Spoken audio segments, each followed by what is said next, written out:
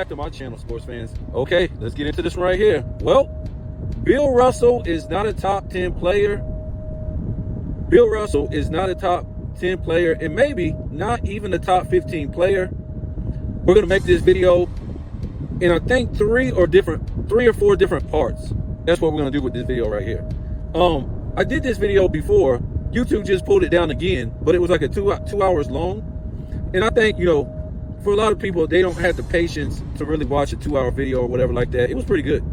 It was pretty good. The people who've seen it, they basically agreed on it. But once again, it got pulled down. So this time what we're going to do is we're going to break it down in whatever increments, parts, episodes, and things like that. I think it's going to be like 4 or 5. It's going to be Bill Russell's help. That's what we're going to, the part 1. And then part 2, we're going to debunk Bill Russell's MVPs. Part 3, we're going to debunk the madness that we always hear that Bill Russell, I wouldn't say Bill Russell, but I would say they always say that Wilt Chamberlain melted down against the Celtics, or some people say Bill Russell. We're going to get into their numbers and debunk that, right?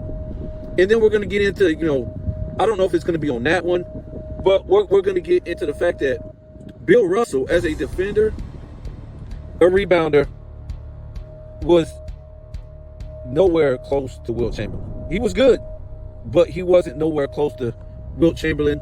And before we get into that, that's like way down the road. That's way down the road. I would tell you to go listen to some old videos. Watch some old videos with Wilt Chamberlain and Bill Russell playing against each other. And one of the things you'll always hear them say is Wilt Chamberlain is the greatest defender we have ever seen, and the greatest rebounder we ever seen, and the greatest scorer we ever seen. It don't matter if he was playing Bill Russell in his early years, in the mid 60s, or the late 60s. That's what the play-by-play guys were saying. That's what they were saying.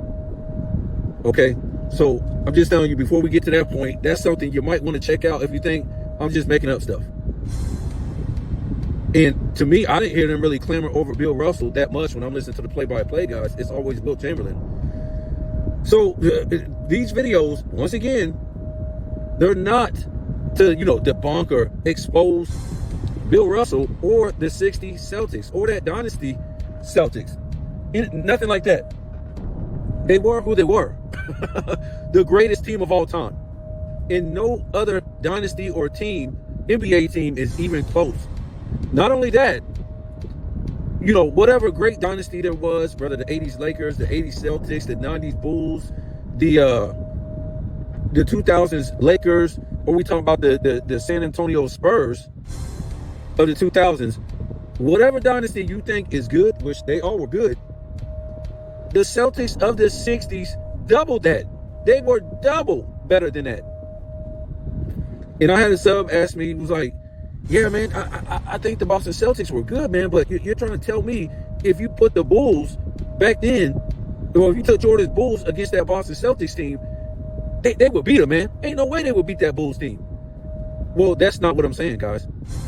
I'm saying in this instance that I'm talking about, because what's at hand right here is all the hate against Wilt Chamberlain. All these people dropping Wilt out of the top 5. Some got him in the low top 10, which is insane for him to even be out of the top 5, period. And I have Wilt Chamberlain as the second greatest player of all time. That's it. Yes, Michael Jordan has the greatest career, but no. And we're going to show you, because people don't show you this stuff, folks. They don't show you the numbers. They don't show you all this stuff. Anyways, so I told him, I said, that's not what I'm talking about. I said, for Oscar Robertson, Jerry West, Elgin Baylor, and Wilt Chamberlain, Bob Pettit, those guys back then, that's who they were going against, the dynasty Celtics, the most loaded team in NBA history, as we will see in a minute. Okay, but the fact is, what I was trying to explain to people, if you put Michael Jordan, we're not talking about the Bulls team. Remember, those three-peat Bulls ain't beating the 80 Celtics. First of all, let's just say this. The 90s Bulls, I don't care what three-peat it is, folks. Nobody's never told you this. either Jordan's first three-peat or second three-peat. They're not three-peating in the 80s, even with those teams, folks. They're not. Against the 80 Celtics or the 80s Lakers in their prime. Michael Jordan might, with the 90s Bulls, it don't matter which 90s, what three-peat team he had, he might beat the Celtics one time, and he might beat the Lakers one time in these guys' prime. When everybody was prime in the early 80s, the mid-80s on the Lakers or the Celtics. And why?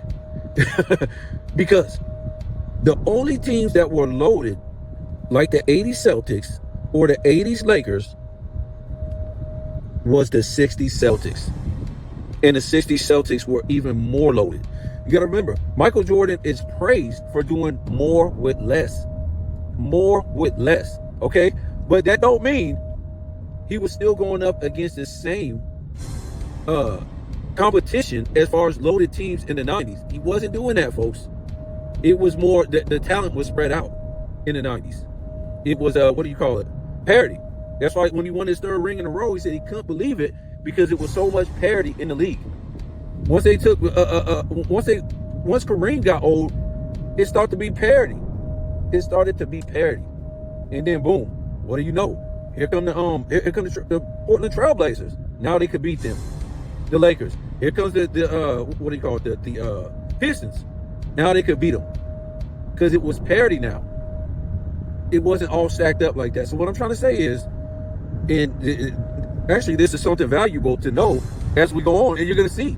I mean, this ain't like rocket science, as we're going to see how much help they had. It's just, it's mind-blowing to this day that nobody really talks about it. And I was saying, like, when we talk about the greatest team of all time, for some reason, we don't even think about the 60s Celtics.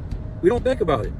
It's, you know, and we can say it's two different teams that won, you know, those in the 60s, but it don't matter which one you want to pick. It's still, they're the greatest team of all time, folks. Okay? Nobody's even close.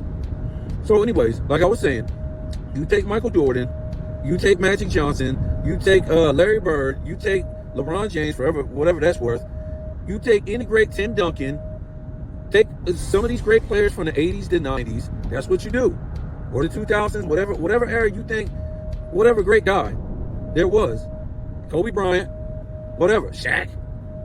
And you put them, and you replace Oscar Robertson, Will Chamberlain, Bob Pettit, who is this? Elgin Baylor, Jerry West, and Will Chamberlain, if I didn't say him. Replace all those guys and put them on those teams, which was the St. Louis Hawks. Whatever team Wilt was playing for, he played for a few teams because he couldn't figure it out. As we'll see, he was playing with nobody. For like his first 6 years, it was crazy. And who else? Oscar Robertson, the Cincinnati Royals, the Hawks for Bob Pettit, and whatever teams, you know, Will Chamberlain was playing on. Who else was it? Well, it was just those three always for the MVP. So you take them off the team and act like those guys never existed, and then those guys I just mentioned that played in the 80s, 90s, 2000s, whatever, you put them on those teams and go against the Boston Celtics, and they're going to get their ass kicked up and down the court. Just like Wilt did, just like Oscar Robertson did, just like Jerry West did, just like Elgin Baylor and Bob Pettit. Y'all got to remember how crazy this was. Elgin Baylor and Jerry West played on the same team for all those years, and they was getting their ass kicked up and down the court. That's how bad it was. And they were in the top 10 MVP race a few times, Jerry West and Elgin Baylor, and they still couldn't beat the Celtics. They still couldn't beat the Celtics. It was sometime the Celtics had 3 guys in the MVP race. Okay? So that was pretty much what I'm saying. I'm not saying, yeah, take the Bulls 90s team back. You can't do that. You can't do that. You got to take, you know, the same, how they played back then. How they played back then. And how they played back then was, it's still mind-blowing. Even watch the video, you would think they're not playing defense, but they are playing defense. And what I'm saying is mind-blowing because the pace of play is just like, how are they moving that fast? In those kind of shoes, that kind of nutrition, how are they moving that fast? Well, one of the things we got to remember, the food wasn't full of refined carbs, sugars, refined sugars at that, and full of chemicals and full of crap. So their nutrition was top notch. They could eat bread back then and it's not going to get them fat or make them feel sick or make them feel bad. Nothing like that, because the food wasn't filled with trash. Remember, that stuff didn't come until the 80s. So the pace of play was incredible. It's still mind-blowing. Nevertheless, let's go over Bill Russell real quick, and then we'll go over Wilt Chamberlain before we get into this. And like I said, it's nothing against Bill Russell. It's nothing against the Boston Celtics. I'm giving them props. That's the greatest team of all time, but that's all I see him as. To me, when I do my investigation, as you will see, Bill Russell, whatever they want to say now, to me, he doesn't stick out like any other Celtic on the team. He just don't. And we'll see in a minute when we look at Bill Russell's help.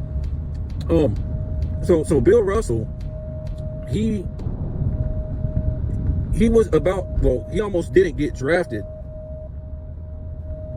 Get a scholarship to a college. He was awful. I'm not making that up. I'm not trying to hate. Go read the biography. Bill Russell was awful. He got cut 2 times from his high school team. No recruit will give him a scholarship. And then for some strange reason, I think it was a recruiter from San Francisco, I just don't understand the story. They didn't want to give him a scholarship because his fundamentals were atrocious. His shooting was atrocious, but his athleticism was good. So they gave him a scholarship, and the rest was history. Now, I guess he got great in college, and yada, yada, yada. I would say something about the era, but I'm going to leave it alone because, like I said, you can't compare eras. Let's just say Bill Russell wasn't an all-around player, and he wasn't a two-way player. He was a great athlete. Not a good athlete, he was great. Not because he was black. He was a better athlete than most black people at that time. So he was a great athlete. And he eventually became that, learning how to rebound and play defense at one of the highest levels at that time. Besides, we all know Wilt Chamberlain. And so, we all know what went on with his college career. We can't deny that. We can't deny it. He had a great college career. And then he got drafted to the Celtics. And before we get to Wilt Chamberlain, this is where the whole thing kind of like blows up for a lot of these guys who want to put Bill Russell 2 or 3, or to me now, in the top 10. But, the ludicrous part is to have him top 2. But, the story with Bill Russell is, a lot of us basketball historians or people who follow basketball period, we know the real truth. But they want to make it look like Bill Russell came to the Boston Celtics after college. The Boston Celtics were a 2 seed back then, the year before he came in. And Bill Russell came to a team that was trash. Even though you'll see it had 2 first-team All-NBA members, and the greatest point guard of the mid-50s, in the mid-60s, all the way until Magic Johnson came into the league. And we're not talking about, oh man, this guy was more athletic. We're talking about resume-wise. Resume-wise. And the other guy that was already there, that was All-NBA first team before Bill Russell came into the league, guess what? He was, I don't know, top 2, top 3 forward of his era. I want to say top 2 before Bill Russell came in. And they was both first team All-NBA members. So it just this notion that people try to, spill out that Bill Russell came to a team that was floundering and really wasn't doing nothing. He gets drafted and they win 11 championships. And, the famous one is the first year. The first year he came, they won the championship. I'll just get that out of the way. So we're not here to hate on Bill Russell. I mean, Bill Russell's career was what it was. It was all-time great. But Wilt Chamberlain was a phenomenon in a star in high school, then was the biggest star nationwide in high school ever. Won championships in high school. Fundamentals were off the chain. Whether it was scoring, rebounding, passing, blocking, defense, whatever. That was Wilt Chamberlain. No problem there. That's why I always say when people misspeak and they say that, you know, LeBron James was the biggest thing coming into the NBA with the most hype, the most expectations. I don't think you know NBA history. I don't think you know NBA history. And though Wilt, you know, wasn't able to come, you know, straight from, you know, college, and he had to go play with the Globetrotters for like, I think, a year, he still had the biggest expectations coming into the NBA. The biggest expectations and was the biggest hype. It's not even close. Wilt Chamberlain signed the biggest contract in NBA history coming into the NBA. The biggest contract of all time. I think, what was it? I think they said Bob Cousy got $25,000 the same year. And I think that was, I don't know how many years he had been in the league, maybe 6 years. That year, if I'm not mistaken, Bob Cousy got like $25,000 on a contract, and he already been playing in the league for 6 years. Wilt Chamberlain, as a rookie, signed for $30,000, folks. You know what kind of money that is? If we push it to $225, that's like $260,000 today.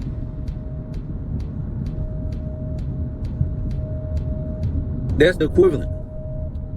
And people are, this guy's signed for more today. I'm talking about the, if you just do the equivalent. Of course, he was signed for more today, jackass. But I'm just saying, the guy was rich.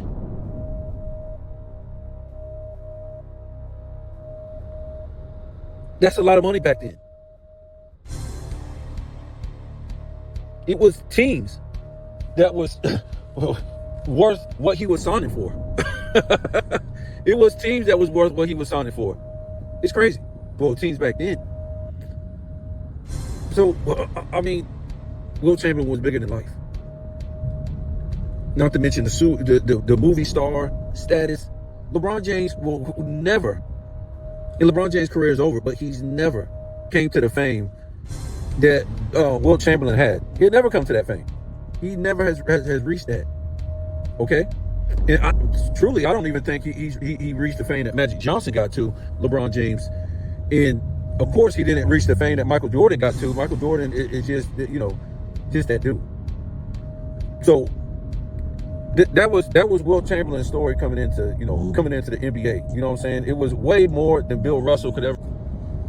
LeBron James will never be in that class. The most expectations for doing what? This guy was dunking on academy school kids. Are you serious? Yes, Wilt Chamberlain, he was doing it in high school, but he did it in college too. So all the hype wasn't just hype from him coming out of high school. He went there and dominated college too. Okay? LeBron James didn't dominate college players. So we always say, right, when you're in high school, you're playing the best of the people trying out. Okay? And you might end up playing the best in your state, whatever. In college, you're playing the best of the high school players from around the nation. You get it? The best of the high school players from around the nation. That's what you're doing in college. In high school, you're playing the best of the college players. Okay? So that was Wilt Chamberlain, man. Coming into the NBA and stuff like that. So let's look at this, and we're going to talk about Bill Russell right here. And talk about what kind of help this guy got, because all we hear about is Oscar Robertson. Yes, you're going to see the kind of help that we're just doing this first. Okay, we're just doing this first. We're going to see what kind of, help not Bill Russell. What's his name? Wilt Chamberlain, Oscar Robertson, Elgin Baylor, Bob Peck. We're going to see all that help. But we're talking about a guy that won 11 championships, and people want to put this guy in the Bill Russell, want to put him in the top 5, top 2, and now top 10. He's out of my top 10. That's all I can say. After doing all this research. So, Bill Russell, just the add-ons he played with. These aren't the guys who got drafted to the Celtics. These are just guys who was added on to his team, who came play with him after they left their teams. So these guys were like, played in the NBA for a while, and their careers were like ticking down. But they were already Hall of Famers. They were already All NBAs, maybe All Stars, but they weren't champions, right? They already had like, statistical accolades, well, accomplishments. And they came play with the Celtics. These guys were just add-ons. So 1, 2, 3. Hold on. 1, 2, 3, 4, 5 Hall of Famers. These were just guys coming off the bench. So Willie Knowles, 3-time NBA champion, 4-time All-Star. Arnie Rison, 2-time NBA champion, 4-time All-Star, All BAA second team, NBL second team Hall of Famer. Andy Phillips, NBA champion with the Celtics, 5-time All-Star, 2-time All NBA second team Hall of Famer. Woody Shaljo, NBA champion, NBA All-Star, Rookie of the Year. Wayne Embry, NBA champion, 5-time All-Star, Hall of Famer. Did I do this? Willie Knowles? I think I did him. 3-time NBA champion, 4-time All-Star, not a Hall of Famer. Carl Braun, NBA champion, 5-time NBA All-Star. I think I did him, right? Yeah, I did him. And Bailey Howell, 2-time NBA champion, 6-time All-Star, All NBA second team. So these were just add-ons, guys. These were just add-ons, guys that could come off the bench, like a Bill Walton. Kind of like, the Lakers were doing too in the 80s. They were getting a lot of Hall of Famers that were at the end of their careers, and they would come play with the Lakers in the 80s. That's what they would do right there too, like Bob McAdoo. Kind of like muscle memory. You can't teach greatness. Either you're a great player or you're not. That's just how it is. You really, I don't think you can teach that. Now you can become great, but you got to have that dog in you from the beginning. You got to have the dog in you from the beginning. So those are just the add-ons coming off the bench. Those are just the add-ons right there, folks. And we're just now tipping the iceberg. Just now tipping the iceberg. We're not even really or touching the iceberg. So we're going to go to the drafted Lakers. And who was on this team? I mean, the Boston Celtics. And these guys Bill Russell playing with. Well, he was playing with the other ones too, but Bob Cousy, 6-time NBA champion, most valuable player.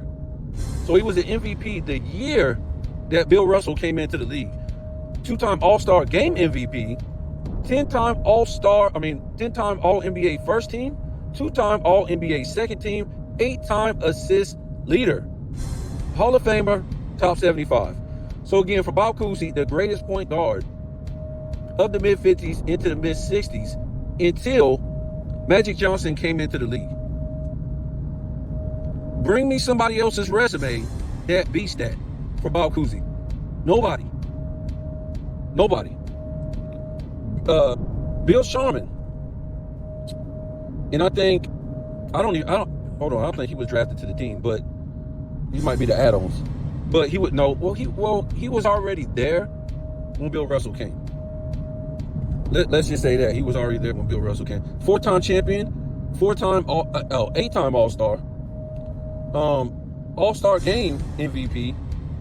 What do we got here? Four-time All-NBA first team, 3-time All-NBA second team, Hall of Famer, top 75. Skach Sanders, 8-time NBA champion with the Celtics. All this is with the Celtics. NBA All-Defensive second team Hall of Famer. So he made the All-NBA defensive team once it started coming out. What was that, like 69 or something like that? This is how much they were loaded with defensive players. Now, if that defensive team was already out in what was the mid-early 60s, Skach Sanders would have been on there all the time. And not only that, as you will see, the Celtics would at least bring 4 out of 10 All-NBA defensive members. They will bring 4 every year. 4 every year. The 3 of the top 10 greatest defensive players in the 60s, K.C. Jones, Bill Russell, and Havlicek. Alone.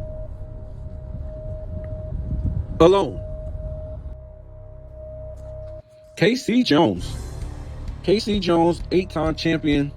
And I know we only see 8-time champion. What's the big deal with K.C. Jones? Well, if you don't know basketball, that's what you would be saying. What's the big deal?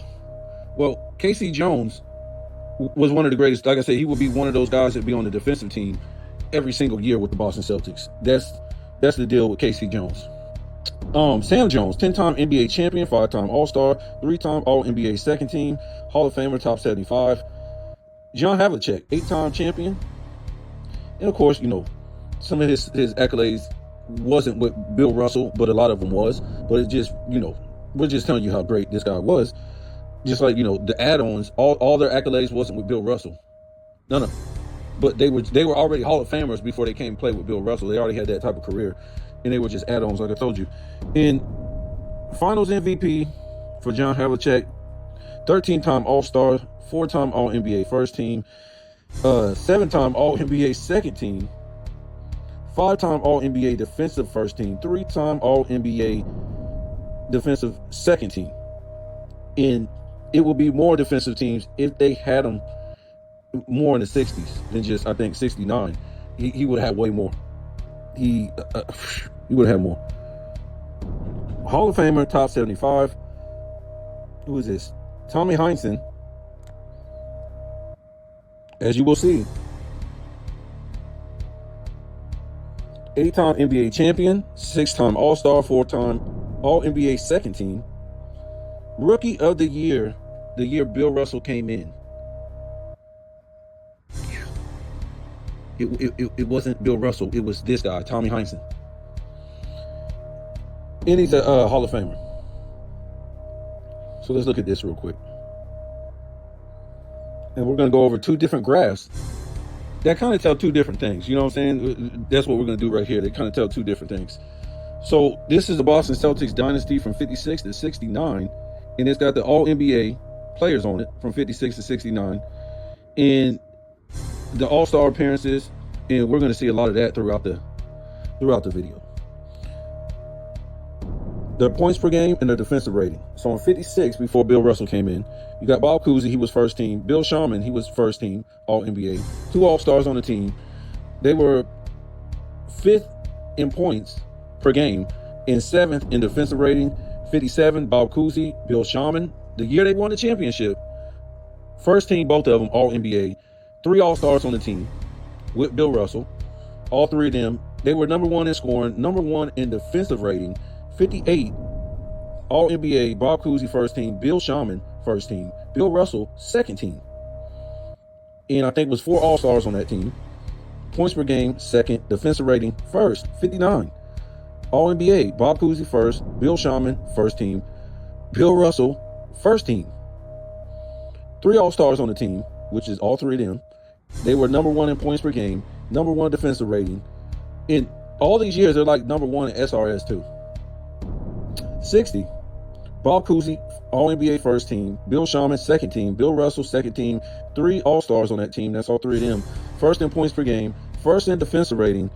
61, Bill Russell, All-NBA second team, Tommy Heinsohn, second team, Bob Cousy, first team again.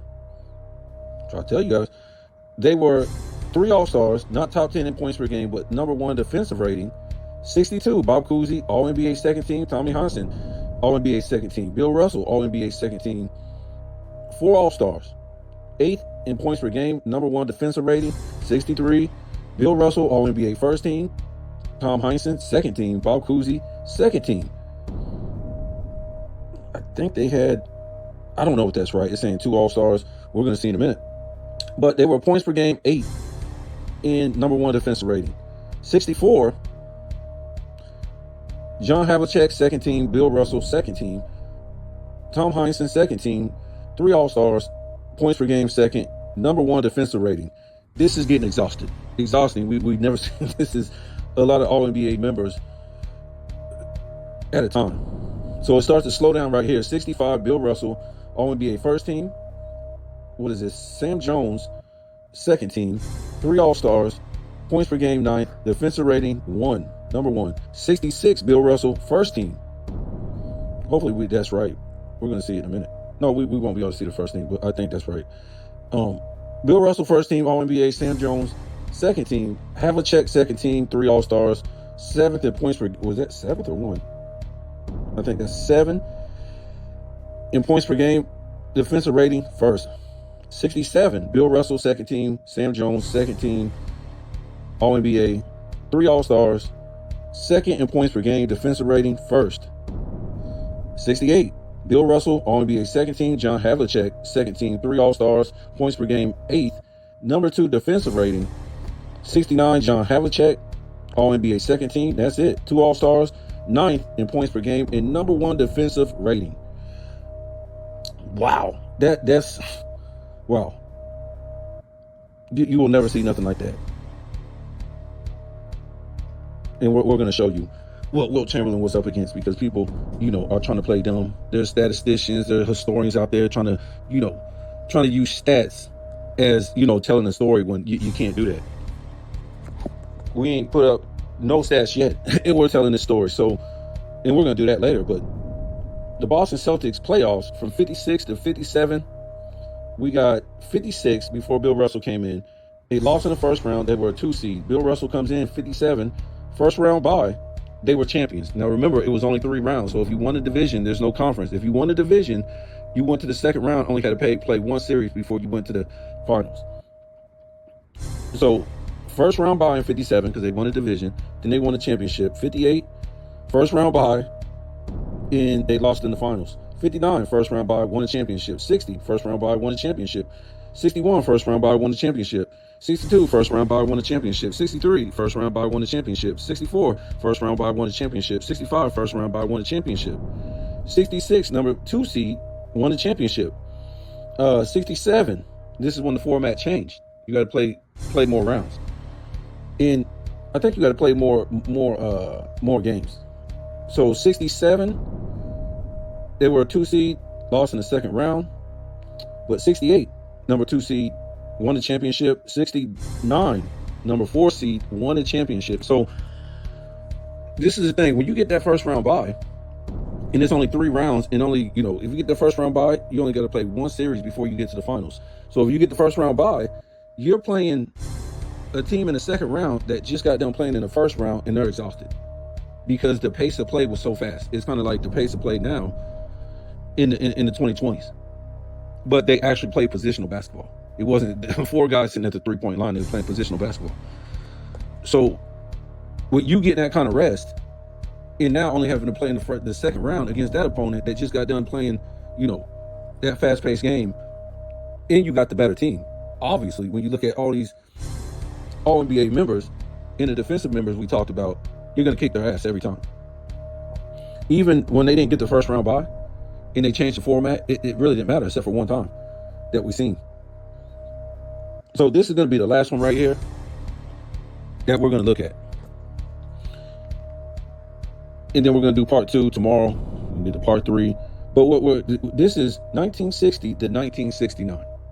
And it makes the fools look like fools when they say, and we're going to get to, not in this video, but we're going to get to Oscar Robertson, Elgin Baylor, Bob Pettit, all these guys that supposedly melted down. They couldn't beat the Boston Celtics because they weren't good enough. They were failures, along with Wilt Chamberlain. But we're just going to compare the Wilt Chamberlain, his team, what was on his team, compared to what was on the Boston Celtics team, which we already seen. But we're going to only go from 60 to 69 when Bill Russell and Wilt Chamberlain was in the league together. So this is Celtics All-NBA and All-Star from 1960 to 69, and this is Wilt Chamberlain All-NBA and All-Star teammates from 60 to 69. Now, we didn't do teams. We're going to do that tomorrow with another graphic. But we just put, Wilt Chamberlain, whatever team he played on in his years from 60 to 61. So we already got a taste of this a minute ago. So the color chart, if you see black, that player made All-NBA. We're not going to break it down to All-NBA and first team and second team. But if you see black, they made All-NBA and All-Star. If you see red, they only made All-Star. If you see orange, They made All NBA, but didn't make All Star. I don't know what's going on with that back then, but that's just how it was. It only happened a few times, and that was with 1, 2, 3, and that was with the Boston Celtics. I guess because they was loaded. I'm not for sure. But 60 for the Celtics, you got Bob Cousy. Well, we already know these names all too well. You can see them right here. I don't have time to read off all this, but it's just the same guys the whole time. So 1960 for the Boston Celtics team, you have 3 All-NBA players and 3 All-Star players. For Will Chamberlain's team, 1960, you have 1 All-NBA player, which is Will Chamberlain, and 2 All-Stars. 61 for Celtics, we know this all too well, 3 All-NBA players and 3 All-Stars. 61 for Will Chamberlain, 1 All-NBA and 1 All-Star. 62 Celtics, 3 All-NBA, 4 All-Stars. For Will Chamberlain in 62, 1 All-NBA, 2 All-Stars. 63 Celtics, 3 All-NBA, 3 All-Star. 63 for Will Chamberlain, 1 All-NBA, 2 All-Stars. 64, what is this? 3 All-NBA for the Celtics and 3 All-Stars. Will Chamberlain in 64, 1 All-NBA, no All-Stars. 65 for the Celtics, 2 All-NBA, 3 All-Stars. For Wilt, 65, 2 All-NBAs and 3 All-Stars. So it took until 65 for Wilt Chamberlain to play with his first All-NBA teammate. By time then, the Celtics on that team per year, altogether, 3, 6, 9, 12, 13, 14 times you had an All-NBA or All-NBA member before Will even played with one. 14 times. That's crazy. 14 times. 1, 2, 3, 4, 5. In 5 years, 14. Will Chamberlain played with none in those years. So 66. Celtics, 3 All-NBA members and 3 All-Star members. 66 for Wilt, 2 All-NBA, 1 All-Star. 67, the Celtics, 2 All-NBA and 3 All-Stars. For Wilt Chamberlain, 2 All-NBA, 1 All-Star. 68 for the Celtics, 2 All-NBA, and this is 2 All-Stars. For Wilt, 68, 2 All-NBA, 2 All-Stars. When I'm saying that Wilt played with was on Wilt's team, so don't get that confused. Like, yeah, Wilt played with 2 other All-NBAs. No, it was including him. We're just saying on the team. 69, Celtics. What is this? 1 All-NBA, 2 All-Stars. In 69, Wilt didn't make neither. But that year he played with 2 All-NBA members for the first time, folks. It took until 69. 9 freaking years. Meanwhile, you do the math on Bill Russell. Just in those, 10 years? 1, 2, 3, 4, 5, 6, 7, 8, 9, 10. In those 10 years, the Boston Celtics had 3, 6, 9, 12, 13, 14, 15, 16, 17, 18, 19, 20. Oh, I counted that wrong. 3, 6, 9, 12, 13, 14, 15, 16, 17, 18, 19, 20, 21, 22, 23, 24, 25 All-NBA members in 10 years. On Will's team, including him, 1, 2, 3, 4, 5, 6, 7, 8, 9, 10, 11, 12, 13, 14, 15. If you count, let's do this count. If you count Wilt Chamberlain out and the guys he played with that were all NBA members in this time, in this 10-year span, that would be 1, 2, 3, 4, 5, 6.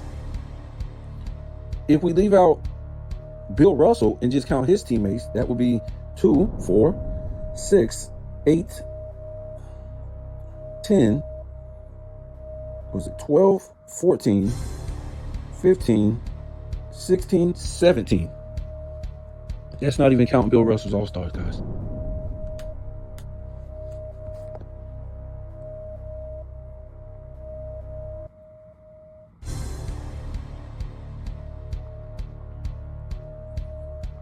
This is only video number 1.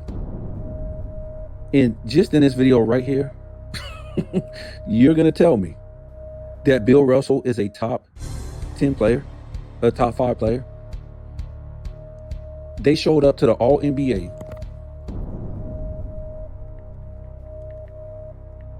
Make sure this is right. They showed up to the All-NBA 1, 2, 3, 4, 5 times with 3 players. 1, 2, 3, 4, 5, no, 6. 6 times in 10 years with 3 players on the All-NBA team, folks. That's not even including the years they showed up with 2. For the other, what was it, 3? Yeah, the other 3 years they showed up with 2, and then 1 year they showed up with 1. So are we we just getting started. So are we supposed to believe with everybody else getting criticized and getting, what's the word, critiqued about who they play with, the top 75 players, the All-NBA players, all this different help from the Larry Birds, the Magic Johnsons, the Kareems, the Jordans, the Shaqs, the Kobes, the LeBron James. If they ever had this kind of help, ain't no damn way you would be putting them in the top 5 or top 10.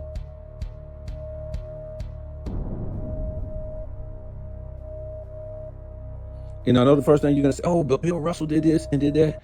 You're going to see what Bill Russell really didn't do. Because what Bill Russell did, he was a modern day, I would say, between like a Dennis Rodman or a Dwight Howard. Not their mindset, but their skills. That's what I'm saying. Their skills. When you look at it, he had their skills. That's what I'm trying to say. We all know he's got the leader mentality, not like them. You gotta remember, Bill Russell was a whole different era. You didn't have no, whatever. We'll get into that later. But you're gonna see that Oscar Robertson, Will Chamberlain, Bob Pettit, even Elgin Baylor and Jerry West that played together, how they was getting dusted and how great they was. But these type of guys back then didn't have any wiggle room. 0. Or they was going to get smoked. Even Will Chamberlain said in his earlier years, he just coming over here to play Boston Celtics, hope they don't get embarrassed too much, his team. He's just hoping they don't get embarrassed that much. He already know they're going to get embarrassed. That's what he said he playing the greatest team of all time. And that ain't because Bill Russell. He was doing Bill Russell. Bill Russell couldn't stop him. I seen a dunk on Bill Russell. Bill Russell went to block him, and it was blocked. And he still put it in the hole, and they couldn't believe it. In midair, it was blocked, and he still pushed it down on Bill Russell. Bill Russell wasn't stopping Will Chamberlain.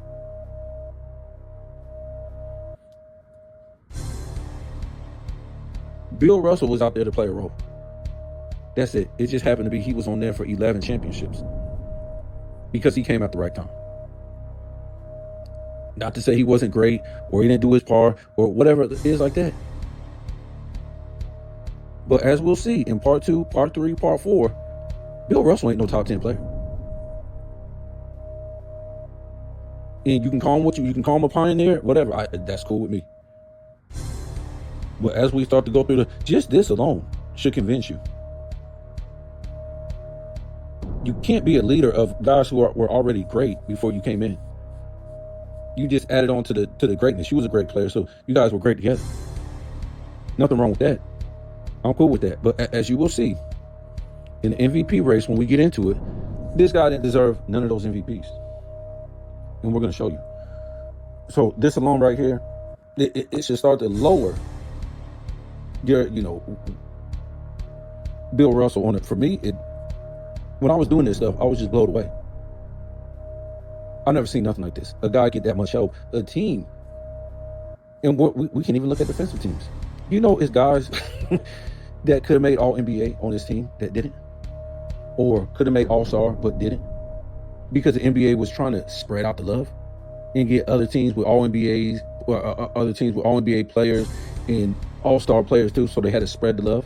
But in reality, it could have been other guys on his team that could have made the All-NBA, not over him, I'm just saying, or over some other guys that was on other teams. But they were trying to spread out the love. But if we were doing defensive teams, they're coming with 4 guys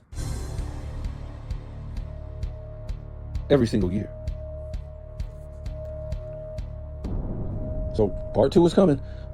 Marinate on this. Again, it's no hate on Bill Russell. Bill Russell did what he had to do. He was a great player, one of the greatest rebounders, one of the greatest defenders. But what does that mean when you got this kind of help?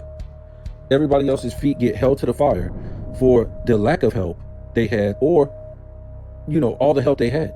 They say Michael Jordan's the ultimate winner with the least amount of help. Well, as you will see, Bill Russell, we ain't even started. Bill Russell is the ultimate winner with the most help of all time. And it's not even close. Whatever help anybody had, you know, all-time great player, Bill Russell had double that help. When we talk about All-NBA, All-Stars, Hall of Famers, top 75 defensive players, that's why I look at the Celtics. I had Bill Russell at number 4. He's gone. Wait until we get done with the whole, you know, thing. He's out of number 4. But that's why I look at the Celtics now as a team. I don't look at, you know, one guy, you know, if it wasn't for this one guy. No, I don't look at it like that. Now, if it was, you know, if it was just him and Bill Shaman, Russell and Bob Cousy, like the whole time, all the championships, yeah, I could understand that. But it wasn't like that. Offensively, defensively, or All-NBA or All-NBA defensive teams. It wasn't like that. So I'll see you on part 2.